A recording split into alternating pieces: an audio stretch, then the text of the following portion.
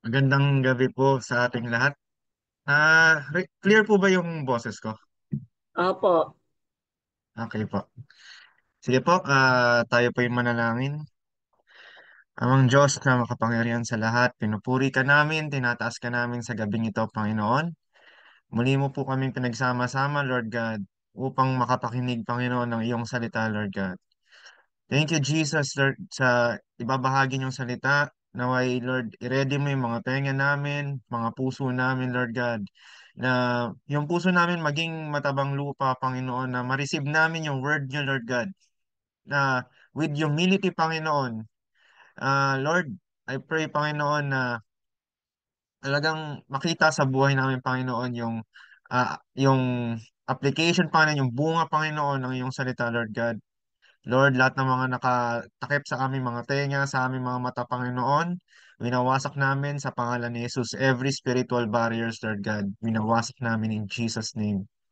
Panginoon, gamitin niyo po ako as your vessel, Panginoon. Gamitin niyo yung aking bibig as extension of your mouth, Lord God, na hindi ko mga salita ang lalabas sa bibig ko, Panginoon. Sapagkat ako rin, Panginoon, ay tagapakinig lang din ng iyong salita, Panginoon. Ikaw ang magsasalita sa gabing ito. Holy Spirit, samahan niyo po kami at naway maintindihan namin ng lubusan ang iyong mga salita. Maraming pong salamat sa lahat. Muli, binabalik po namin ang lahat ng kapurihan sa pangalan ni Jesus. Amen. Sige po, punta po tayo sa Mark 10:46.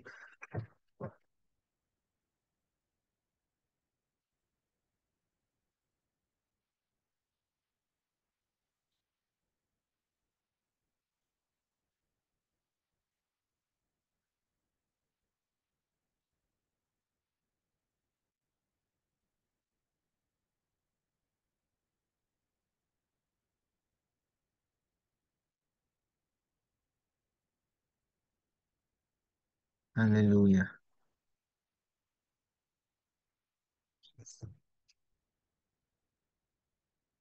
46 po.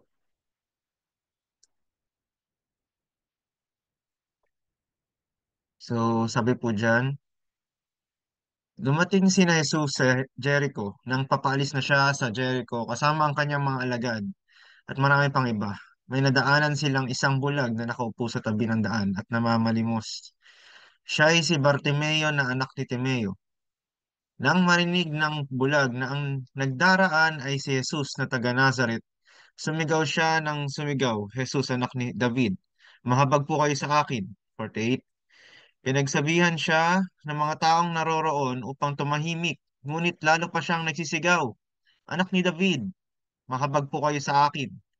Tumigil si Jesus at kanyang sinabi, dalhin ninyo siya rito at tinawag nga nila ang bulag. Lakasan mo ang iyong loob, tumayo ka at pinapatawag ka ni Jesus, sabi nila. Inihagis niya ang kanyang balabal, paluksong tumayo at lumapit kay Jesus. Anong gusto mong gawin ko para sa iyo? Tanong sa kanya ni Jesus. Sumagot ang bulag, Guro, gusto ko pong makakitang muli. Sinabi ni Jesus, kung gayon, magaling ka na dahil sa iyong pananampalataya. Noon di nakakita siyang muli at sumunod kay Jesus. Amen. Praise the Lord.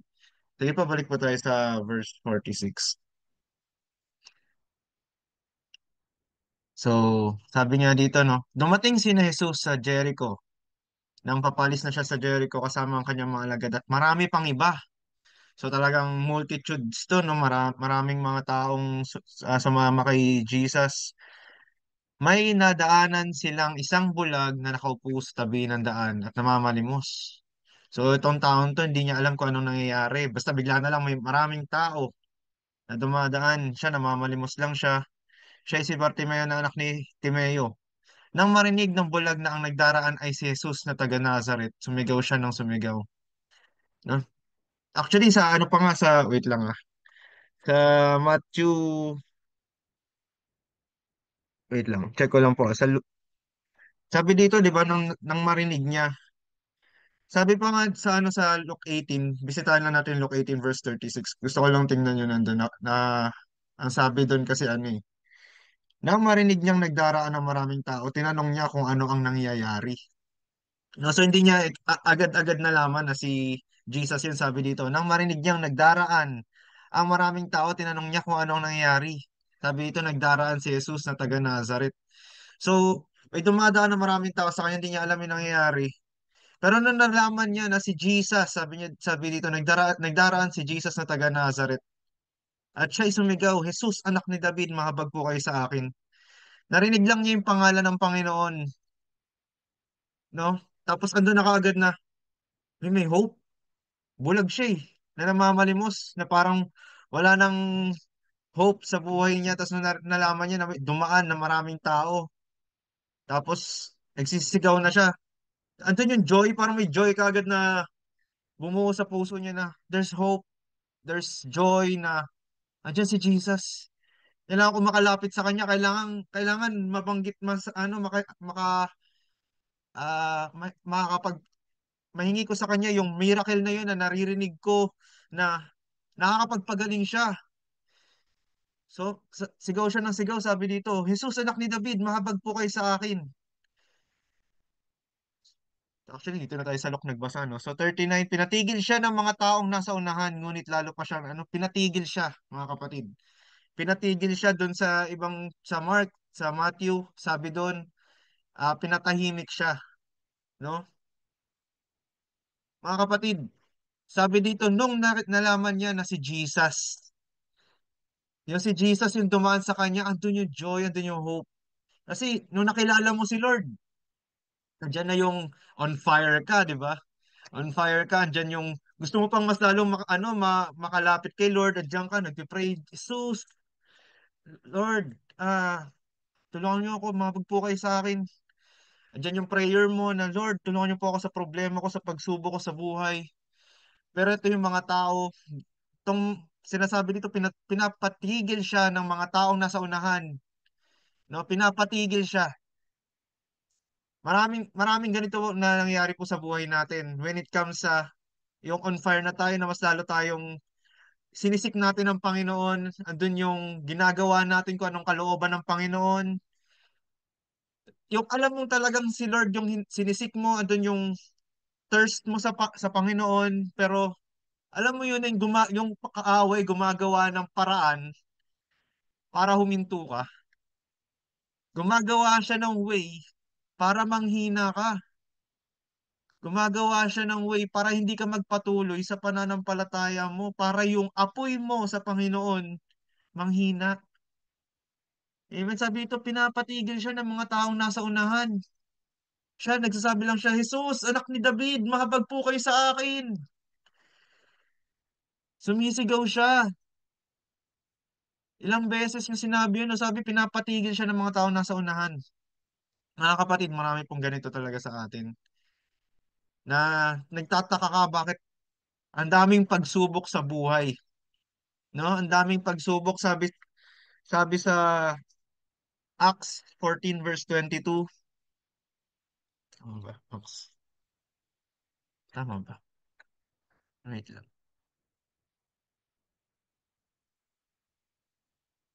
Hindi, Second Timothy 3 verse 12 na lang muna. Second Timothy. Balikan natin yan mamaya. Second Timothy 3 verse 12. Sabi diyan, gayon din naman ang lahat na nagnanais mamuhay ng matuwid bilang tagasunod ni Kristo ay daranas sa mga pag-uusig. Amen? So, minsan nagtataka tayo or yung iba na bakit parang sa tuwing lumalapit tayo sa Panginoon parang mas lalong bumibigat yung mga pagsubok natin sa buhay. Bakit parang sa tuwing gusto mo lumapit sa Panginoon, mas lalo ka napapalayo. Parang kumbaga parang ang nangyayari is ang pinaparamdam sa'yo ng kaaway, the more ka na lumalapit sa kanya, the more ka na naghihirap. Na dahil doon, ay napapalayo ka na sa Panginoon. Dahil sa mga nagagawa sa harang sa mga balakid na nilalagay ng kaaway, nanghihina tayo. Sa mga balakid na nilalagay ng kaaway na imbis na mas lalo tayong lumapit sa Panginoon, humihinto tayo.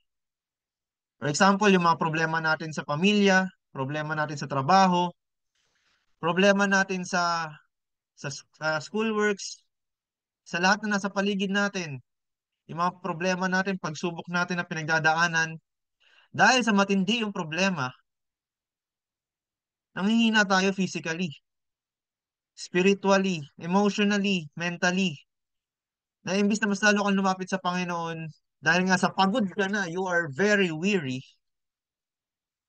hindi mo na nagawang lumapit sa Panginoon.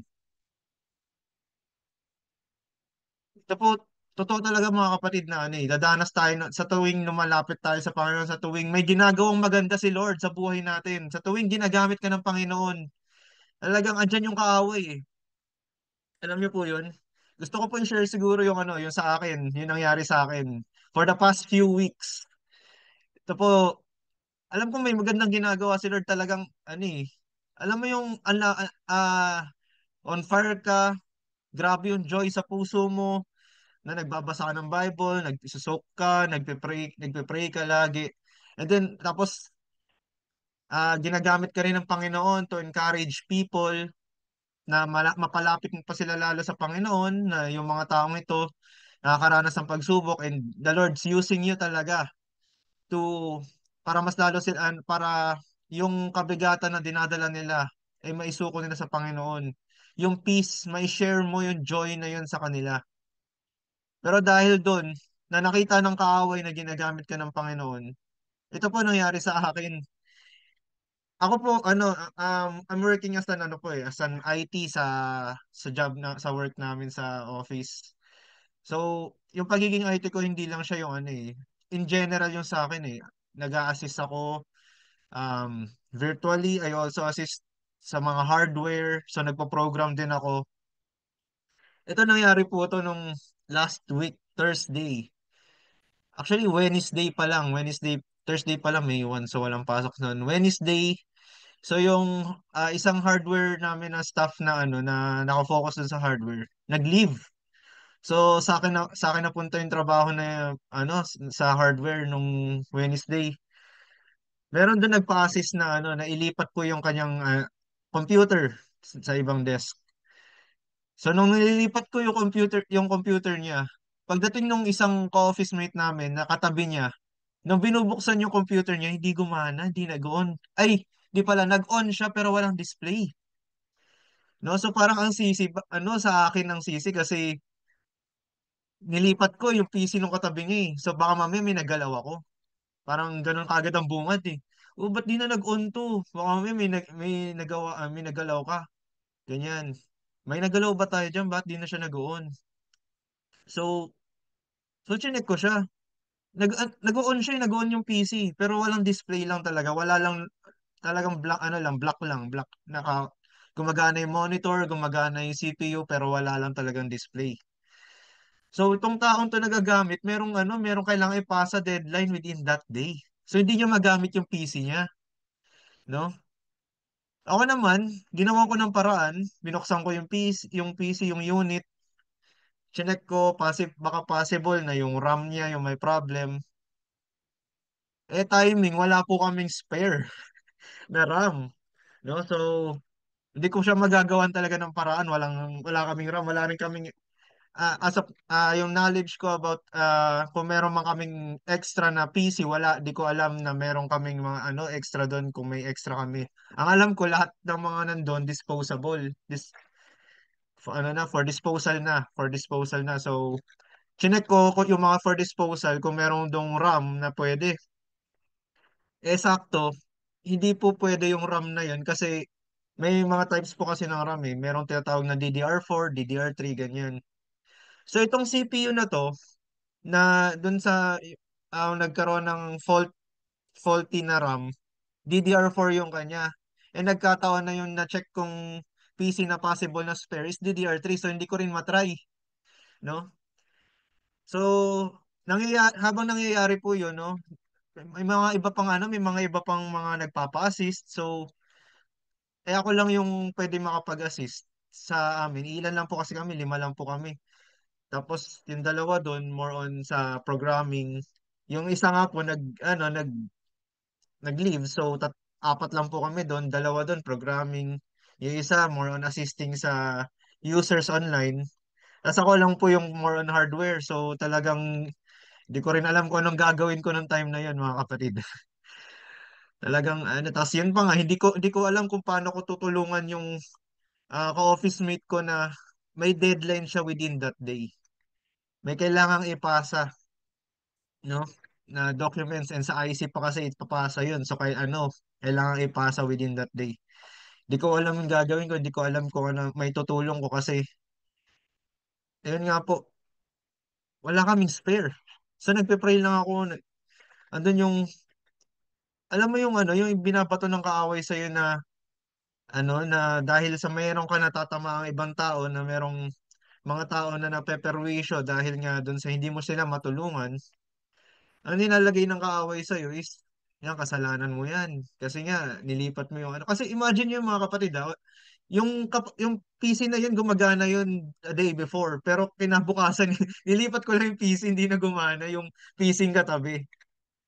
No? So, nasa isip ko, talagang grabe yung kaaway gumalaw. Pero, andun na rin yung ano, yung napanghihinaan ako ng loob. Kasi nga, may naperwisyong tao. No? May naperwisyong tao. Hindi ko man kasalanan yun, pero andun sa akin yung sa conscience ko na may naperwisyong tao. So, ang ginawa ko na lang, pinahiram ko na lang ng laptop. Kaso half a day na yun, so 2 p.m.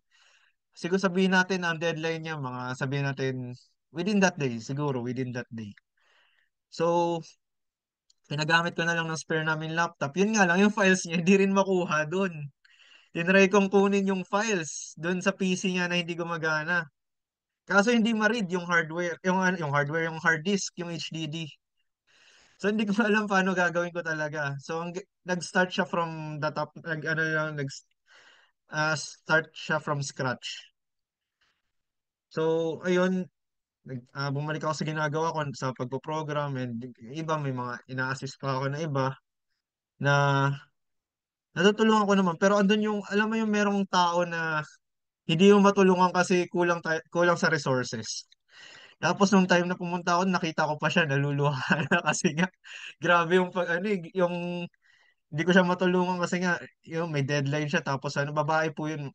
So talagang na, ano, na, naiiyak na siya dun sa, ano, sa, sa ginagawa niya kasi nga, may deadline siya, tapos start from scratch pa siya. Ako, I'm trying talaga my best talaga na makuha yung files niya dun sa hard disk, pero hindi ko makuha talaga eh. So, anong nangyari? Nakapagpasa naman siya, kaso sabi natin mga 7 p.m. na yata yun. So yun po ang nangyari, no?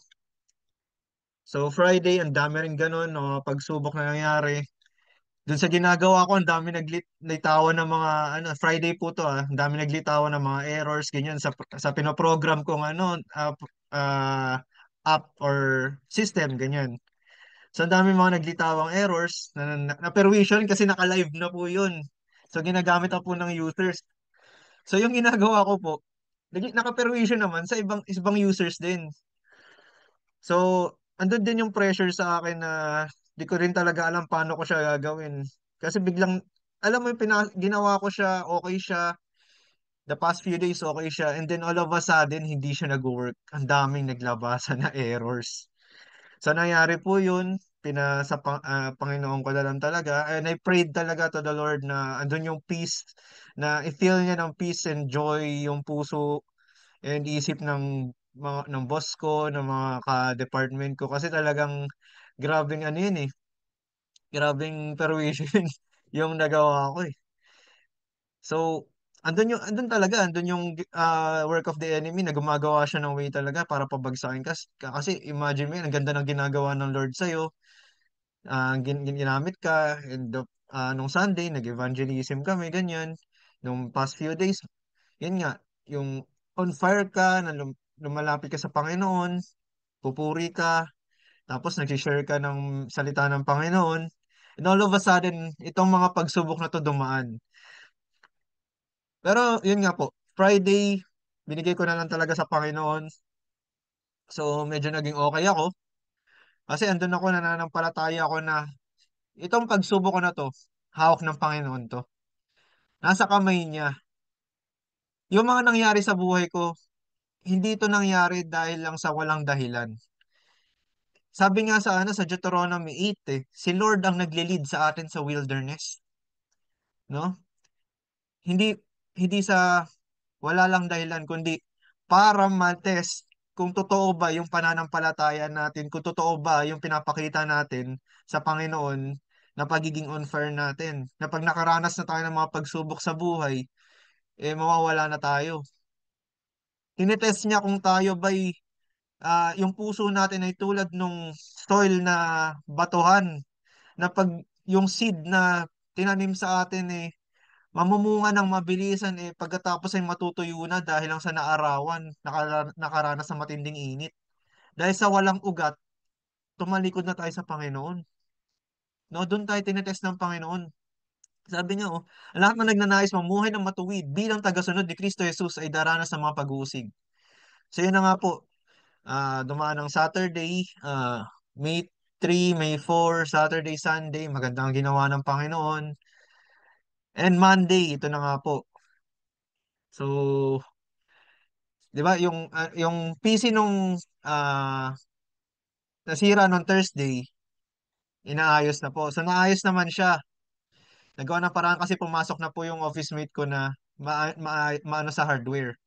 So ito naman po, may pinalipat sa akin na laptop. Pinalipat na pinalipat ng pwesto sa accounting namin, pinalipat ng pwesto. Nakabukas 'yun, naka-on po 'yun mga kapatid.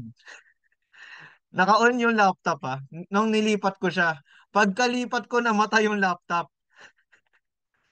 Tapos nung binubuksan ko yung laptop, hindi ko na siya mabuksan. Nilipat ko lang siya. Nilipat ko lang siya. Namatay siya. So, andun ulit yung pressure sa akin na ito na naman. Alam mo yung pinapasok ng kaaway sa isipan ko na ganito na lahat ng nahahawakan mo nasisira. Imagine mo yun. Yun yung pinapasok ng kaaway. Tingnan mo yan, no, yung last week. Naglipat ka lang ng PC na di na gumana yung katabing PC. Ngayon, naglipat ka lang ng laptop, di na nag-on. No? Imagine mo po yung pagsubok na gano'n na okay lang sana kung PC ko, laptop ko yung di nagbukas pero may ibang gumagamit nun eh. May ibang gumagamit so dahil hindi ma-on yun, hindi siya makagamit. Yung user nun hindi makakapagtrabaho. So naka-perwisyo na naman, 'di ba?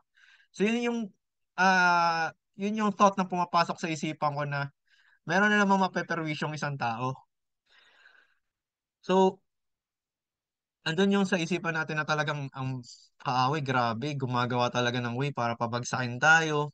Diyan talaga siya na ako to the point na yung PC na yun naayos din po within that day, no? So binaklas namin, tinignan namin kung anong reason.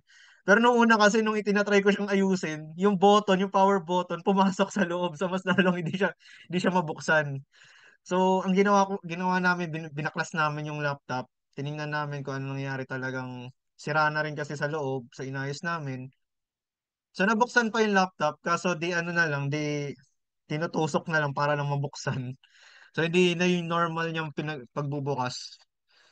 So itong mga nangyari po sa buhay ko, hindi sa this past few days, no, yung mga pagsubok na nangyari, hindi pa yon yung mga doon sa trabaho ko na ginagawa, bukod pa doon sa pag-a-assist, pati doon sa pinoprogram ko. Dala-dala ko po yun pag-uwi ko sa bahay na to the point na parang masyado ng crowded or ano na yung isipan ko na, alam mo yun, pagdating mo sa bahay, dahil sa sobrang pagod ka na nga, sobrang weary ka na nga, dahil nga sa dala-dala mo itong mga pagsubok na to, wala ka, to the point na pag gusto mo ng nakahiga ka na lang sa gusto mo mang mag-pray, gusto mo mang magpuri sa Panginoon, pero sobrang bigat na ng katawan mo na hindi mo na magawa, no? Nangyayari po sa akin to this past few days. Sobrang bigat na alam mo sa sarili mo na para ma-restore ka, kailangang lumapit ka sa Panginoon. Pero dahil nga sa bigat na ng katawang, dahil nga sa sobrang bigat ng dalahin, yung parang ang bigat na ng spirit ko na parang ang hina na nga niya, sobrang weary na niya, yung emotions ko kung ano-anong pumapasok sa isipan ko, na hindi ko nagawang talian, na sabi nga sa 2 Corinthians 10 verse 5 na dapat talian natin lahat ng mga thoughts natin na hindi galing sa Panginoon, hindi ko siya nagawa, na i-allow ko na sa isipan ko na ah, talagang kumilos ang kaaway, lahat ng mga basura ng kaaway pumasok sa isipan ko ngayon, nang dahil sa na yun na yung pumapasok sa isipan ko, yun na yung entertain ko, yun na yung pumasok sa puso ko. Ngayon, dahil yun na yung nalaman ng puso ko, manghihina ka talaga eh. Manghihina ka spiritually, physically. Kasi kung anong pumapasok sa isipan natin mga kapatid, ito yung command center natin eh, yung utak natin. At andito rin ang battle, no? Ito ang command center kasi bakit? Kung ano yung sinasabi ng utak mo, yun ang ginagawa ng katawan mo. Kung puro negative ang laman ng isipan mo, makikita yung effect sa katawan mo, sa puso mo. Lalabas yung effect. Kung negative yung nasa isipan mo, lalabas yung effect. Papasok sa puso mo yung negativity na yon at lalabas sa bibig mo. No? Sabi nga, out of the abundance of the heart, the mouth speaks. Kung negative yung laman ng puso mo, lalabas sa bibig mo yun. Lalabas sa actions natin yun. At dahil negative na masyado na tayo na panghihinaan, masyado na parang nanlulupaypay na tayo. Nanghihina na tayo. Na dapat mas lalo tayong lumalapit sa Panginoon sa tuwing nakakaranas tayo ng mga ganitong pagsubok. Pero instead, ang nangyayari, dahil sa, yun nga, na-distract ka na rin sa social media, puro ka scroll, dahil nga sa sobrang pagod mo, ako, ito po, ganito yung nangyari this past few days. Dahil nga sa nakigana na ako kasi gusto kong magpahinga, kahit na kailangan ko mag-pray, kailangan ko mag-ano, nangyari. Yun nga, nag-scroll na lang ako sa FB hanggang sa tumagal. Nag-scroll siya, nag-scroll na ako na nag-scroll. Hanggang sa yung oras na natira na lang sa Panginoon, sabihin natin mga 30 minutes na lang, mga ganun, yung mga few minutes na lang. Tapos pagod na ako, gusto ko na matulog. So parang hindi 100% yun na ibigay ko kay Lord. Sabihin natin, yun nga, nakapagbasa pa rin ako, nakapag-pray pa rin ako, pero parang wala sa wisyo. Kumbaga parang hindi ka alert, ganun. Na parang nagbabasa ka na lang, nagpe-pray ka na lang dahil kailangan, di ba? Parang dahil, parang mandatory na gano'n ang dating. Pero hindi eh. Alam niyo po ang pagpipray, ang pagbabasa ng Bible, ang pagpupuri sa Panginoon, hindi dapat to yung dahil sa required tayong gawin to, hindi. Relationship po ito eh, no? Relationship dito nakaano yung relationship natin sa Panginoon. Nagbabasa ka ng Bible dahil mahal mo ang Panginoon. Dahil mas lalong gusto mo pa siyang makilala.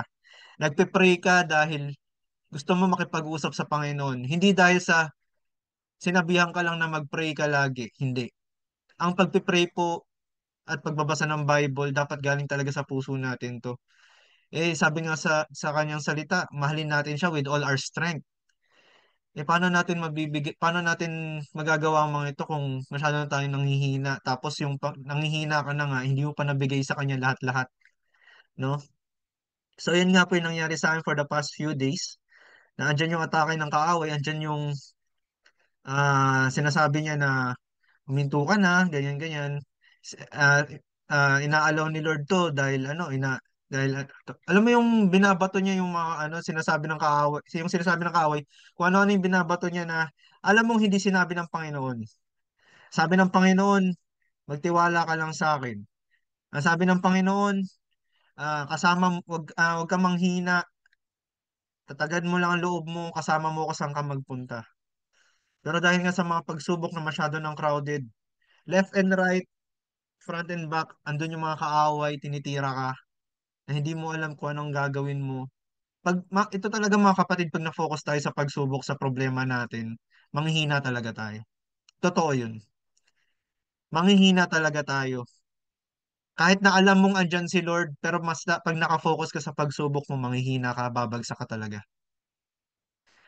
So yun nga po. Sige nga po, balik tayo dun sa Luke 18. Sa Luke 18 na lang po. Yung kay Bartimaeus. Yun nga po, no? Itong mga taong to, sabi pinapatigil nila sa sige sa taas po. 38 siguro. Sabi nito, pinapatigil siya ng mga taong nasa unahan, no? Pinapatigil siya. Gumagawa ng way para magkaroon ng obstacle para makalapit siya. Pero ang ginawa niya, ngunit lalo pa niyang nilakasan ang pagsigaw. Lalo pa niyang nilakasan. Mga kapatid, pag dumaranas tayo ng mga pagsubok sa buhay, pag dumaranas tayo ng mga problema na ito, mas lalo tayong lumapit sa Panginoon. Amen? Ang, yun nga ang ginagawa ng kaaway, mapalayo tayo, pero mas lalo tayong lumapit sa Kanya. Nilakasan ang pagsigaw. Yan o, nilakasan ang pagsigaw. Anak ni David, mahabag po kayo sa akin. At pagkatapos nun, tumigil si Jesus at pinatawag ang bulag. Eh paano kung doon pa lang sa pinapatigil siya ng mga tao, huminto na siya? Ano na? Paano na? Mapapagaling ba siya? Doon sa pagkabulag niya?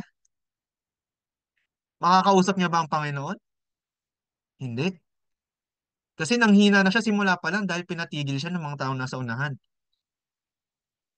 Pero kung persistent ka, na kahit dumaranas ka ng mga pagsubok, mga problema, kahit anong binabato ng kaaway mo na hindi ka pinapakinggan ng Lord, hindi ka pa rin magaling sa karamdaman mo, hindi ka pinapagaling ng Lord, hindi pinapakinggan ni Lord yung ano, yung panalangin mo.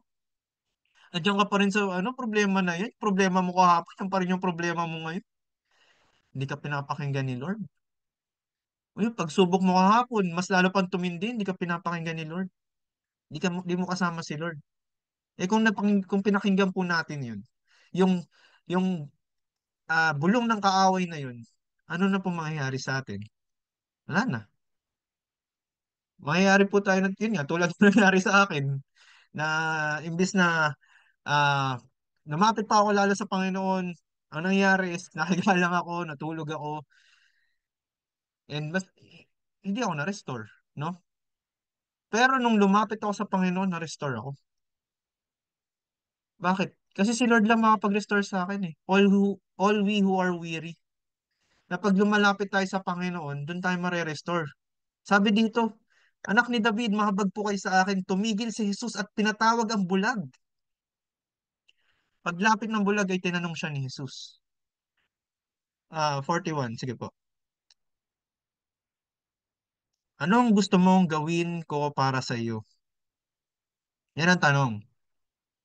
Ano ang gusto mong gawin ko para sa iyo? Yan, mga kapatid, ang tanong ng Panginoon sa atin.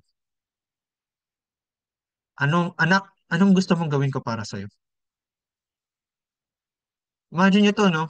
Si Lord na all-knowing, sabi sa kanyang salita sa Matthew, na ang Panginoong yung Diyos, ang Ama niyo sa langit, alam niya na yung pinapanalangin mo bago ka pa manalangin. Alam niya na yung kailangan mo bago ka pa manalangin.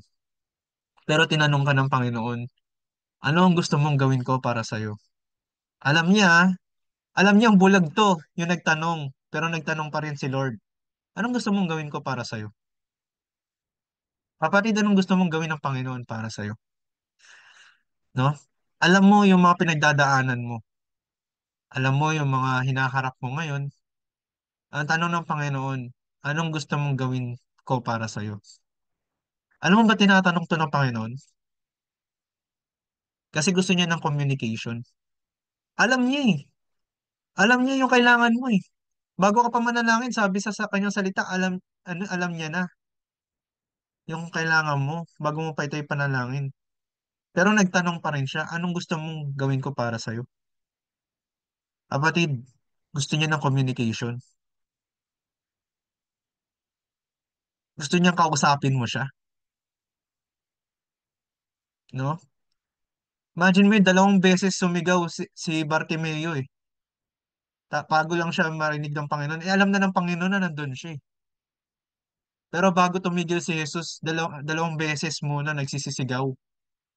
Or hindi dalawang beses, maraming beses bago tumigil ang Panginoon. Bakit?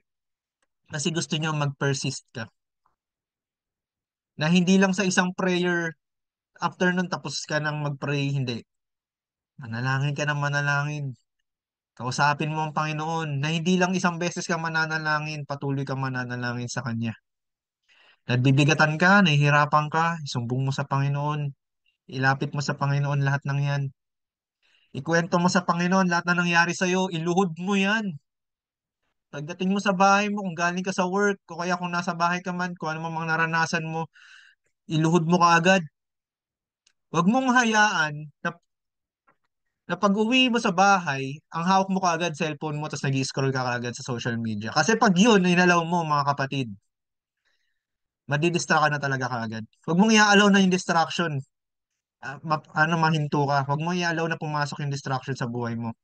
Romans 13:14, do not let the flesh, sige nga po, Romans 13:14 NKJV.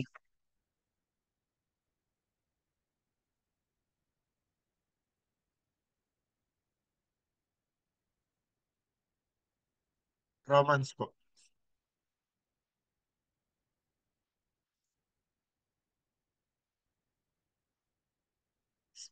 Sabi dito sa English, sa NKJV,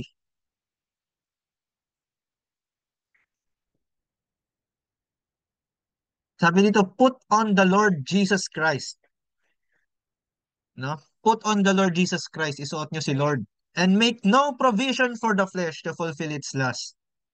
Bakit? Ba't sinabing make no provision? Kasi kahit maliit lang yan na inalaw mo sa flesh mo, gagamitin ni Satanas yan. Papalakihin niya yan. Nag-scroll ka lang saglit, o kaya kung ano mang ginawa mo na instead na magpe-pray ka, inatupag mo yon. Mga kapatid, saglit lang yun sa'yo, pero patatagalin ni Satanas yun. Madidistra ka na imbis na sabi mo 5 minutes ka lang mag-scroll. Ito po, sinikwento ko kasi naranasan ko. Sabi ko, saglit lang ako mag-scroll. Mamaya, 1 hour na, hindi pa rin ako nagpe-pray. Nag-scroll pa rin ako. 1 hour and 30 minutes na, nag-scroll pa rin ako. Sabi ko, magpe-pray ako hanggang sa wala nang natira sa Panginoon. Kaya mga kapatid, huwag niyo nga hayaan. Once na nakauwi kayo sa bahay, once na, dyan na mayroon ng opportunity para kausapin niyo ang Panginoon, claim it na. Claim that opportunity. Kahit na nahihirapan ka, iluhod mo kagad sa Panginoon. Tularan mo si Bartimeo na hindi tumigil. Kahit na nabibigatan na siya, nahihirapan na siya, pinapatigil siya ng mga tao na sa paligid niya. Lumapit pa rin siya sa Panginoon. Huwag tayong titigil mga kapatid. The more na nahihirapan tayo, the more na nabibigatan tayo, lumapit tayo sa Panginoon. Sabi niya, count it all joy when we are facing trials. No? Count it all joy. Paano natin magagawa yun kung nabibigatan nga tayo, nabibigatan tayo, nahihirapan tayo sa mga pagsubok natin. No? Parang, Lord, paano kayo papakasayan? Nahihirapan nga kami. Bakit ka sasaya? Bakit ka magkakaroon ng joy? Mga kapatid, Philippians, ah, sa Philippians 4 verse 6 to 7. Alam naman po natin to. Ito sa mga verses talaga na favorite ko. And talagang pinagpe-pray ko inaano ko to, sina-apply ko sa buhay ko to. Nasa tuwing, sabi diyan, sige sa Tagalog na lang. Sabi diyan, huwag kayong mabalisa tungkol sa anumang bagay. Huwag kayong mabalisa tungkol sa anumang bagay, mga kapatid. Kahit tumadaan ka na sa pagsubok, kaya sa mga problema na ang bigat-bigat, huwag kang mabalisa. Sa halip hingin ninyo sa Diyos ang lahat ng inyong kailangan. Sa pamamagitan ng pananalangin, may pasasalamat. Ipasalamat na kaagad natin sa Panginoon. Kung ano man itong hinihiling natin, deliverance, dun sa pagsubok na pinagdadaanan natin, healing sa mga karamdaman natin, revival, restoration, mga kapatid, ihiling natin sa Panginoon ang lahat ng ito. Nang panalangin may pasasalamat, sabi dito sa verse 7, at ang kapayapaan ng Diyos na hindi kaya maunawaan ng tao, ang siyang mag-iingat sa inyong puso at pag-iisip dahil sa inyong pakikipag-isa kay Kristo. Amen? Ang kapayapaan ng Diyos na hindi kayang maunawaan ng tao, ang siyang mag-iingat sa puso at pag-iisip natin. So, magtataka ka, paano tayo magsasaya? Magkakaroon ng joy? Magkakaroon ng tayo ng joy dahil i-feel ni Lord ng joy yung heart natin. Bakit? Dahil protected na yung puso at isipan natin ng peace niya. Gugulat ka, dumadaan ka sa pagsubok, andun yung peace. Amen? Ito, proven and tested mga kapatid kapag inuna talaga natin siya sa umaga. Mga kapatid, pag gising natin sa umaga, nag-pray muna talaga tayo. Inuna natin si Lord. The rest of the day, kahit may pagsubok man, sobra yung peace. andun yung peace. Pag inuna mo si Lord sa umaga talaga, nung lumuhod ka, pagising mo sa umaga, lumuhod ka kaagad, nag-pray ka, andun yung peace. Ifi-feel niya yung peace. Dadaan, dadaan yung buong araw, nakangiti ka lang. Na kahit magugulat ka na lang, bakit may pagsubok pala? Magugulat ka na lang, dumaan yung pagsubok mo na hindi mo parang hindi siya pagsubok dahil may peace. Iba ang nagagawa pa mga kapatid kapag inuna talaga natin si Lord sa buhay natin, sa umaga natin. Because the rest of the day, andun si Lord kasama mo. Amen? Sige po, balik tayo doon sa kay Bartimeo. Tapusin natin yung nalalabi na verses doon. Oh, natitirang verses. 41, 1841.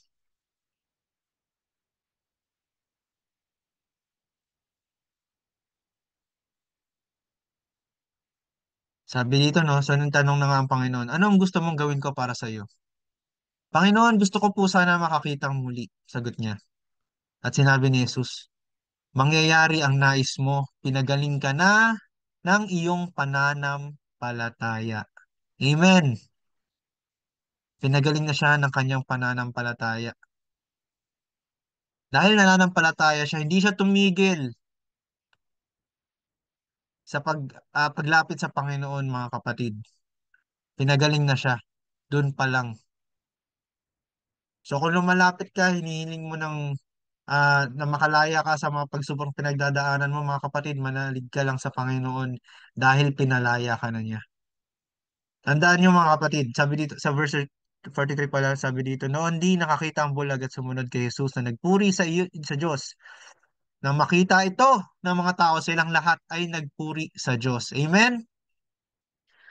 So mga kapatid, kung hindi tayo titigil sa paglapit natin sa Panginoon, no? At pag talagang nakita ng mga makikita ng mga tao yung pagkilos ng Diyos sa atin. Sabi dito, noon di nakita ang bulag at sumunod kay Jesus na nagpuri sa Diyos. Nakita siya dahil hindi siya huminto sa paglapit sa Panginoon. At dahil doon, nang makita ito ng mga tao, silang lahat ay nagpuri sa Diyos. Mga kapatid, yun nangyayari sa buhay natin. Inaalaw ng Lord yan, hindi lang para i-test tayo, kundi para gamitin yung mga nangyayari sa buhay natin para maging testimony sa iba. Amen?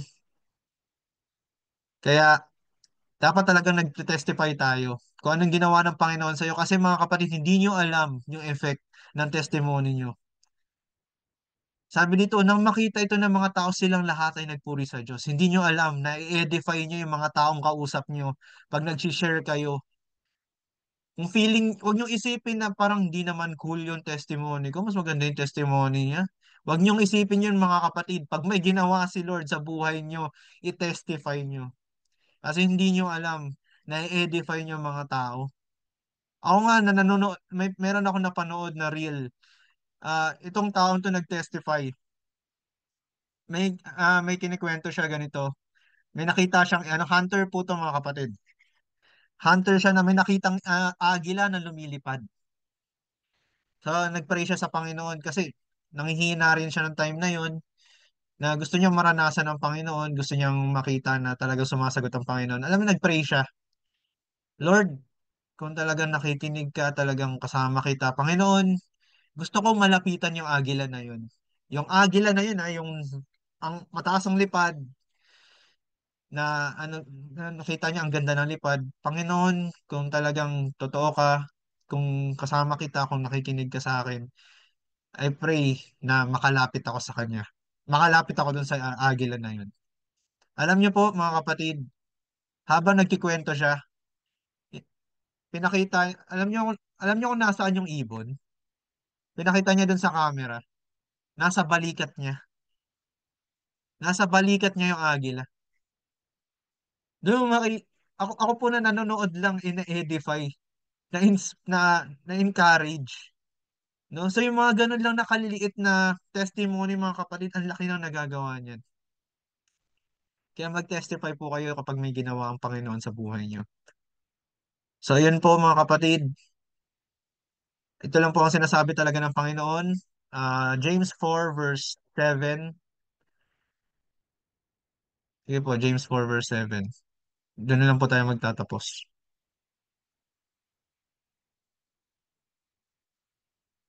4 po, 4.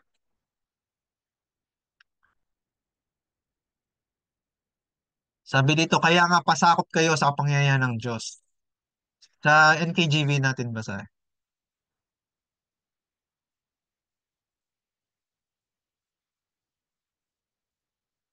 Therefore, submit to God, resist the devil, and he will flee from you. Mga kapatid, submit to God. May mga nararanasan kang pagsubok sa buhay mo. May mga nararanasan kang karamdaman, kung ano mang nangyayari sa buhay mo, mga balakid na humaharang sa iyo para makalapit ka sa Panginoon. Mga kapatid, mag-submit lang tayo sa Panginoon. Kapag sa tingin niyo parang hinaharangan kayo ng mga kaaway na hindi kayo makalapit sa Panginoon, submit lang. Nasabi ito, resist the devil and he will flee from you if we submit to God. Mga kapatid, ito pong mga nangyayari sa buhay natin, panandalian lang po to. Hindi po yan matagal. Matatapos din po yan, mga kapatid. Sabi sa verse 8, draw near to God and he will draw near to you. Cleanse your hands, you sinners, and purify your hearts, you double-minded. Draw near to God and he will draw near to you. Lumapit lang po tayo sa Panginoon at lalapit din siya sa atin. Amen. Last verse na siguro na i-share ko sa Psalms 23 verse 4. Sige, wag na lang po natin puntahan yan. Imagine niyo po to mga kapatid. Surrounded ka ng mga kaaway. You are surrounded, di mo alam, harap, likod, kaliwat, kanan. No? Parang di mo na alam ang gagawin mo talaga. Pero ito po ang nakalagay sa verse 4 ng Psalms 23. He prepares a table before you in the presence of your enemies. Imagine nyo na lang po nagpipiknik kayo ni Lord sa harapan ng mga kaaway mo na nakapalibot sa inyo. Yun yung peace. Amen. Sige po. Tayo po yung manalangin. Thank you Lord Jesus sa gabing ito Panginoon, sa iyong salita Panginoon na muling pinalakas niyo kami Lord God sa pamamagitan ng iyong salita Panginoon. Lord, dumaranas man kami ng pagsubok Lord God, pero sabi mo sa iyong salita na tibayan lang namin ang aming loob Panginoon sapagkat napagtagumpayan mo ng mundo Lord. Lord, ito po ang sinabi niyo sa amin at nangako ka, Panginoon, na hindi mo kami iwan ni pababayaan. Sabi mo sa iyong salita, Lord, na talagang daranas kami ng pagsubok. Hindi mawawala ito, lalo na, Lord God, pag sumusunod kami sa inyo. Lord, the more na lumalapit kami sa inyo, the more na lumalakas yung pagsubok, dumadami yung pagsubok namin sa buhay, Panginoon. Pero Lord, yun nga, hindi mo kami iwan ni pababayaan. Thank you, Lord Jesus. Dahil, Lord, hindi ka nalilimitahan, Panginoon, ng mga situation namin, Panginoon. Hindi nagbabago yung pagiging Diyos mo, Panginoon, ng mga situation namin, Lord. Kung ano man, kung mahirap man o mat, matindi man o hindi ang aming pinagdadaanan, Lord God. Lord, naghihirap man kami o malakas kami, Lord God, hindi nagbabago ang pagiging Diyos mo, Panginoon. You are still you. Our situation doesn't change your divinity, Panginoon. Sabi mo nga sa amin, be still and know that you are God, Lord. Na kahit pinapalibutan na kami ng mga kaaway, Panginoon, andiyan ka pa rin. Kailangan magtiwala lang kami sa inyo, Panginoon, na ituon lang namin ang aming mga mata sa inyo, Panginoon. Tibayan lang namin ang aming loob. Lord, maraming salamat, Lord God, dahil pinapaalala niyo sa amin, Lord God, ang mga ito, Panginoon. Sa bawat salita mo, Panginoon, na nagpapalakas sa amin, Lord God. Lord, pinapaalala mo sa amin to, Lord God, upang hindi kami manghina, Lord God. Na magpatuloy kami, Panginoon. Hindi porke hindi natugon agad, Lord God, yung aming mga prayer. Titigil na kami, Lord God.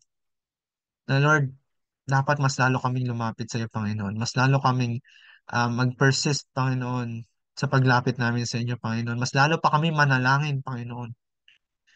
Lord, thank you, Lord God, dahil pinapaalala mo sa amin, Lord God, na gusto mo, Lord God, nung relationship na yun with us, Panginoon. Na gusto mo magkaroon ng communication with us, Lord God. Na hindi sapat sa iyo, Panginoon, na basta lang kami nag-pray at basta lang kami nagbasa ng Biblia, Lord God. Ang hinahanap mo, Lord God, yung yung totoong relationship with you, Lord. Yung intimacy, Panginoon. Lord, ang tanging panalangin namin sa gabi nito, Lord God, ay paglalabing niyo pa po, Lord God, ang puso namin, Panginoon, na mas lalo pa kayo mauhaw, Lord God, na Lord, hanap-hanapin ka namin, Lord Jesus, na Lord, magkaroon kami ng desire to seek you more, Panginoon, na hindi kami mahinto, Lord God, ng mga pagsubok na nangyari sa buhay namin, Panginoon, kundi, Lord God, mas lalo ka pa namin isik, Panginoon. Thank you, Lord Jesus. Thank you for that peace that guards our hearts, Lord God, and that peace that guards our minds, Lord. Thank you for that peace, Lord God. Thank you for the love, the joy that you're filling our hearts, Panginoon. Maraming salamat, Panginoon, sa pagsama mo sa amin sa gabing ito, Panginoon, hanggang sa ah aming pagtulog mamaya, Lord God.